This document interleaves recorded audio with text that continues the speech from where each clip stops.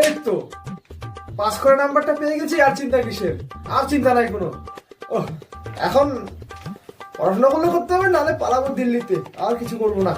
দেখ পাস করার নম্বরটা তো পেয়েছি। বন্ধুরা আমার কাঁদছে কেন? তো আমি কেন কাঁদছি শুনবি তুই? খুব দুঃখের কথা রে। আমি বাড়ির লোকগুলোকে সবাইকে বলেছিলাম আমি এটা তো 100 পাবো, এটা তো 100 পাবো, অঙ্কে 100 পাবো।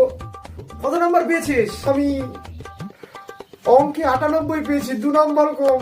তুই কত পেয়েছিস? মাত্র 25 নাম্বার পেয়েছি, তাতে আবার এত আনন্দ করছিস? 25 সবগুলোতে পেয়েছি, আমি জাস্ট করে পাস করে ফেলেছি, তাতে আমার খুশি।